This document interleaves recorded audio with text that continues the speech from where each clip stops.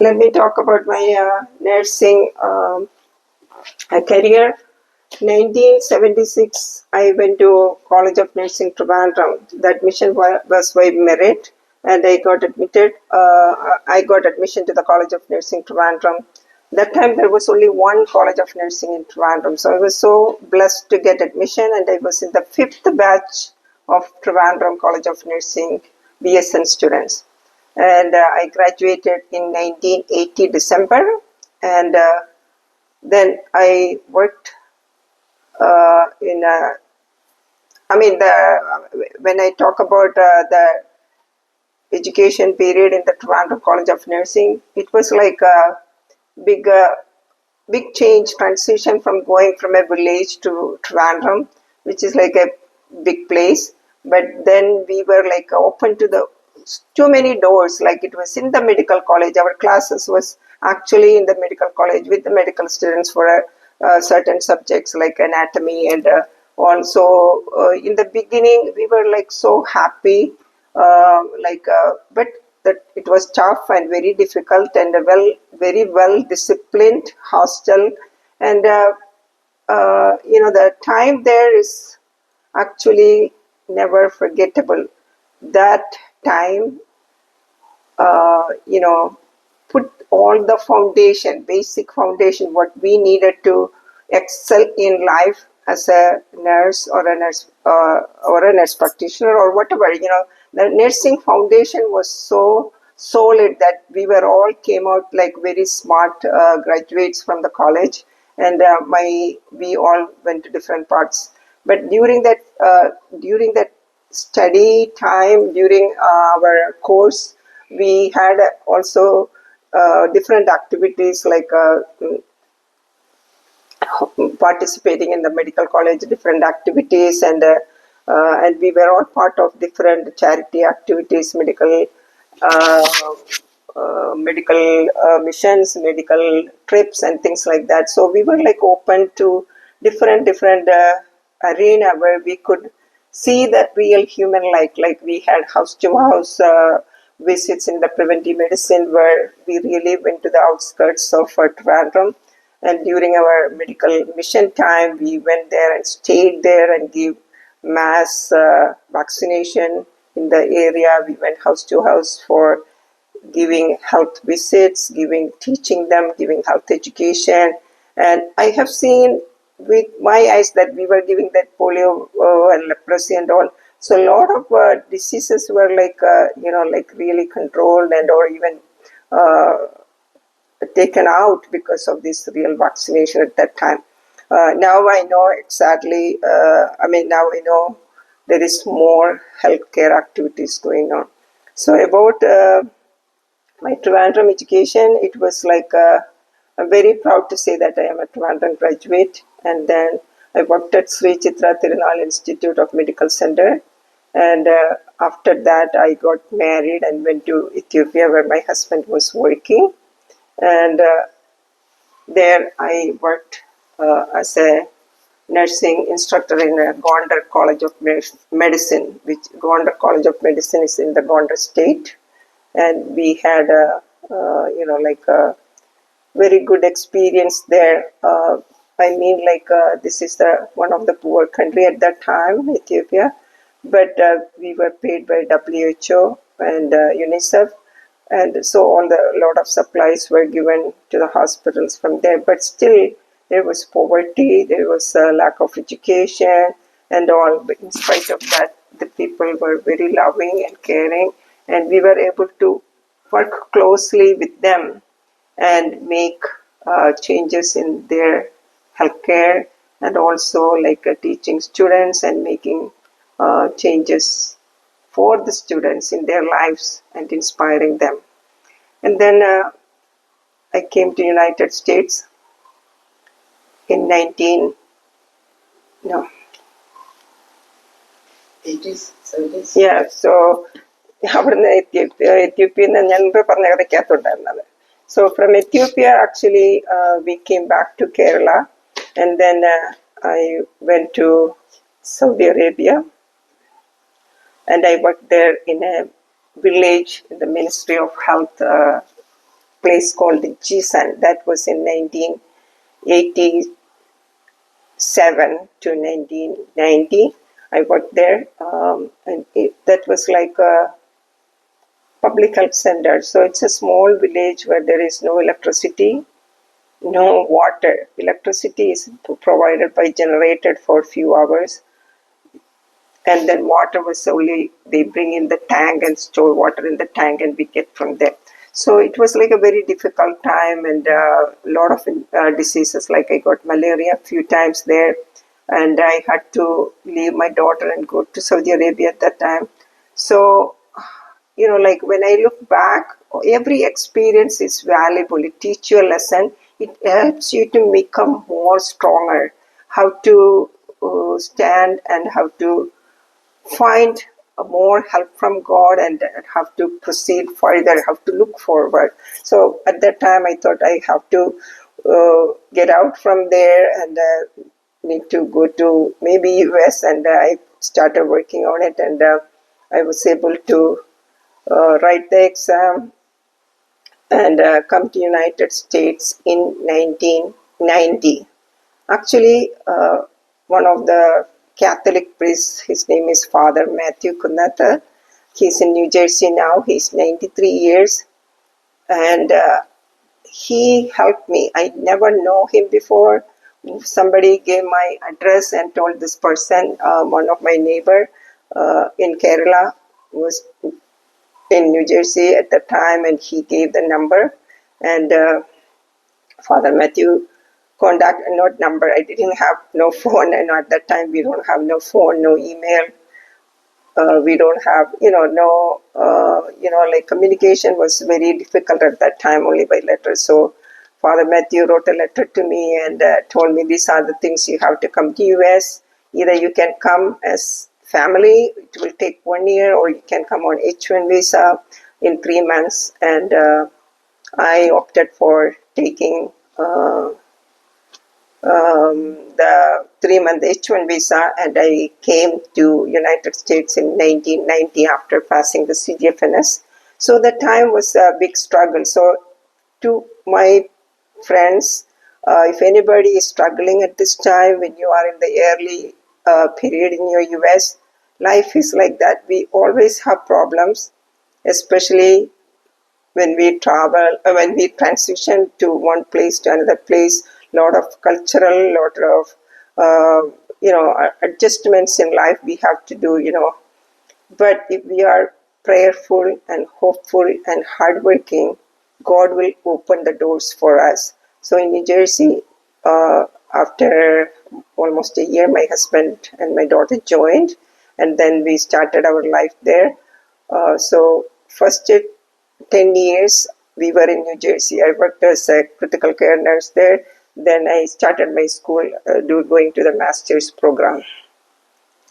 But during this time, we had so many problems. I got sick. I had a condition, like I was very, very sick at that time, and doctors couldn't diagnose. That was in 1995, and I was very sick. They thought it was lymphoma.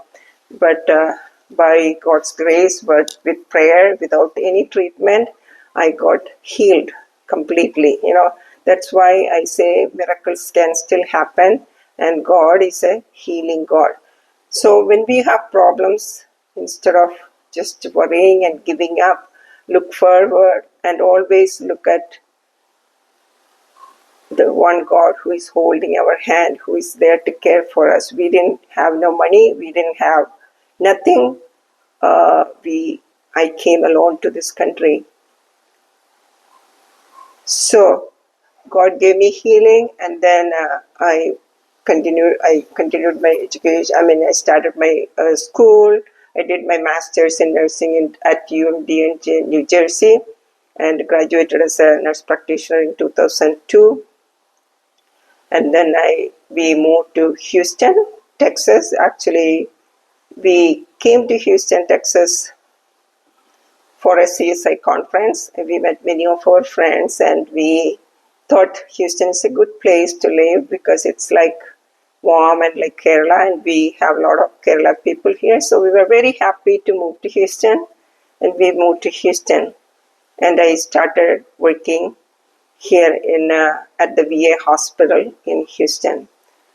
But the good thing is, I was able to connect with the Indian Nursing Association community here.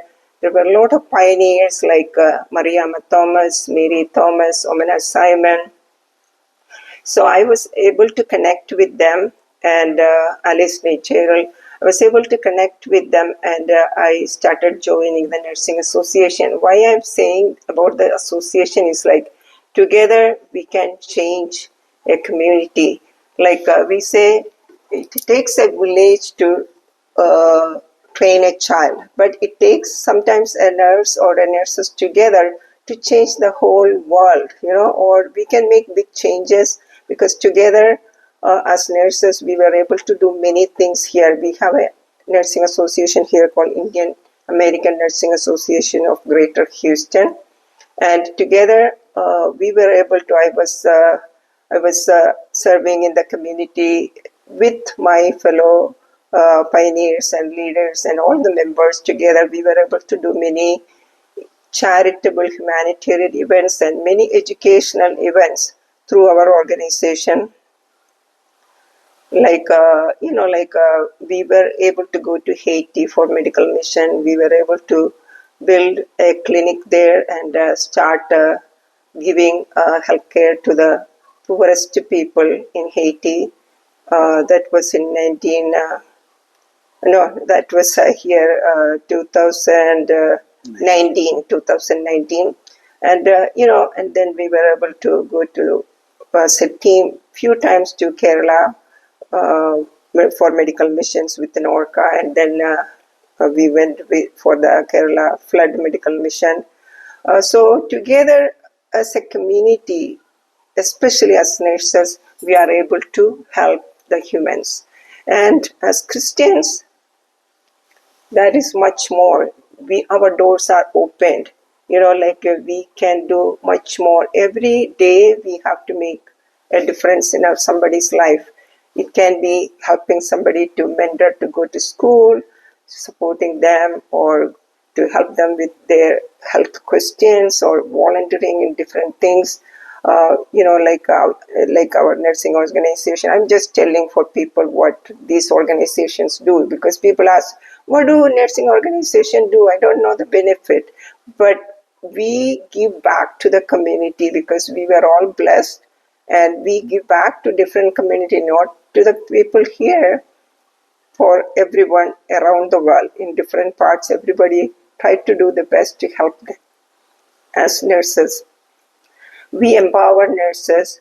We give educational opportunities for them to become speakers. We give them leadership qualities. We help them to grow in their career.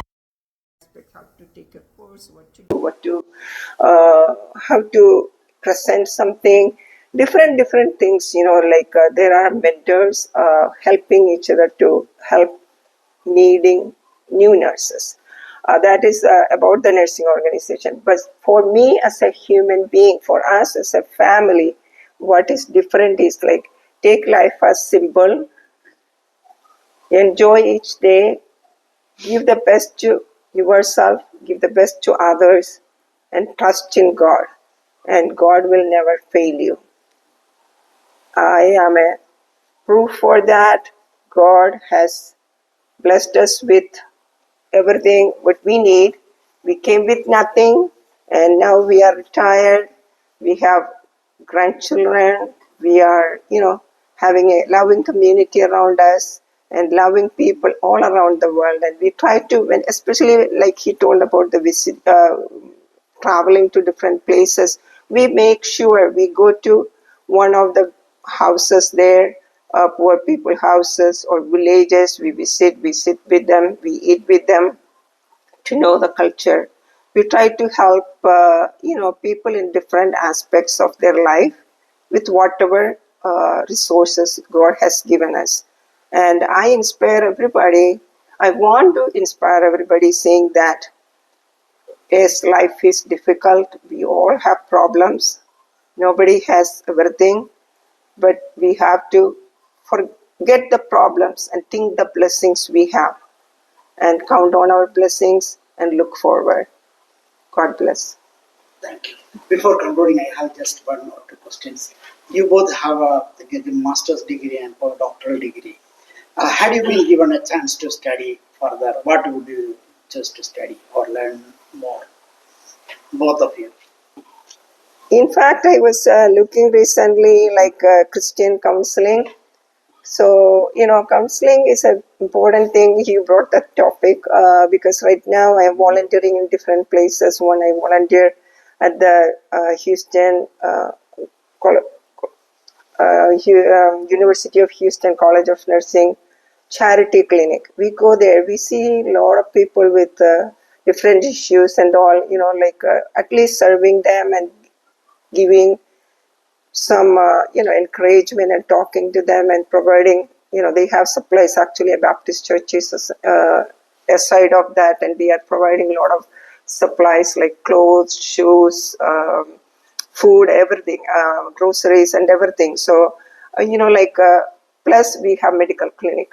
So that is like a very inspiring thing. I think we have to give, but so to have a professional Christian counseling will put you in the right path to give the right words. I think sometimes the wisdom from knowledge is of course there, but giving, taking the maybe a doctorate in counseling, Christian counseling may help. That's one of my thing. We recently joined an organization called what is the name? Okay. Yeah. I will write it down. ഇദ്ദേഹം പറഞ്ഞു അത് ഞാൻ അതിന്റെ പേര് പറയാം, എനിക്ക് പറയണം. Okay. I recently പറയട്ടെ, മറ്റേ നിങ്ങൾ കട്ട് ചെയ്താൽ മതി. I recently joined an organization called Relief Corner, which is started by Dr. Seji Mathai. He is actually a psychologist. He started this for the Malayali community in US and Canada because the suicidal rate is high, addiction rate in alcoholism and drugs is high, relationship problem is high. So this group, this is a voluntary group, free clinic, not clinic, free online service. You can sign up and they will take you to the right psychologist or psychiatrist or for the counseling sessions. They will offer counseling sessions if you have any addiction problem, any relationship issues, anything you need like depression, anxiety, anger. There are people to guide you in this and counsel you. So you can go and visit reliefcorner.org, and that is by Dr. Seji Mathai, and a lot of us are there as professionals volunteering to help him to get the job and to get the word spread around the world. And this is mainly for the people here in US and in Canada, but other people can also hopefully join in future. But a lot of resources are there. There are a lot of psychologists, psychiatrists, there are cartoonists, there are musicians who are providing musician classes, cartoon classes, and encouragement classes, coaching, lifestyle coaching. Different things are being given. So please visit this website also because this is a free voluntary service given to people who are in need of distress. And thank you. What about you, sir?